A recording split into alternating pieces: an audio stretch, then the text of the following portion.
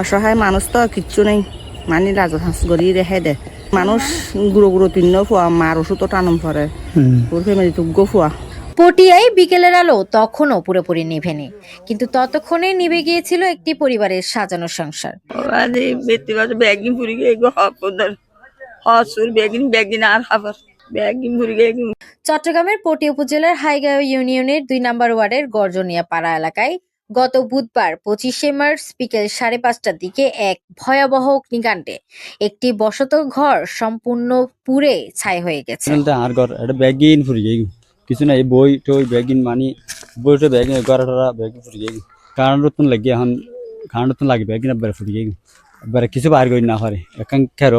স্থানীয় সূত্রে জানা যায়, হঠাৎ করে বৈদ্যুতিক মিটার থেকে আগুন মুহূর্তের মধ্যেই ছড়িয়ে পড়ে পুরো বসতঘর গ্রাস করে ফেলে।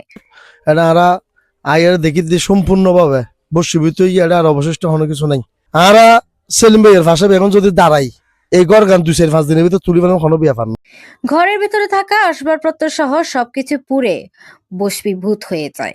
ভুক্তভোগী সেলিম পেশা একজন রাজমিস্ত্রি। তাদের ফরনের কাপড় পরে যা বের হয়ে বেড়াতে গিয়েছিল, এর পরিবর্তে কোনো কাপড় চোপড় থাকার মতো কোনো কিছু ছিল না। এখন খোলা আকাশের নিচে তাদের দিন রাত কাটাতে হচ্ছে। তার পরিবারে রয়েছে বৃদ্ধ মা ও ৩ সন্তান। বছরের পর বছর কঠোর পরিশ্রমে গড়ে তোলা তাদের ছোট্ট সংসারটি মাত্র কয়েক মিনিটেই আগুনে পুড়ে শেষ হয়ে যায়। আই বাংলাদেশ সুযোগ পরিষদ এবং বাংলাদেশ গীতা শিক্ষা কমিটির পক্ষতুন আই এক বান্ডেল দিয়ে উঠিনের ইনের বাইরে এক বান্ডেল দিয়ে উঠিনের ব্যবস্থা করে দিম।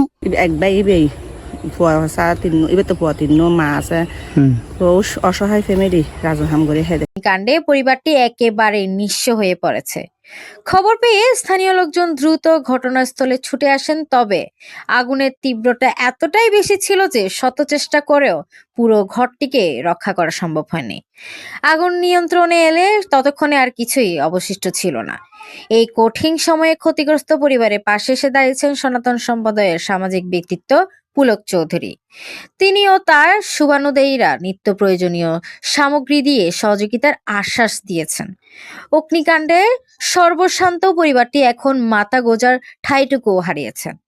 এলাকাবাসী ও স্থানীয় প্রশাসনের কাছে তাদের পাশে দাঁড়ানোর আহ্বান জানিয়েছেন এলাকার সাথে সাথে সমাজের যারা বিত্তবান হল আসন অনুরোধ কিরকম এই সেলিম ভাইয়ের ফাঁসে অনুরোধ এখন দাঁড়ান ইবের ঘর গান তুলি দিবে।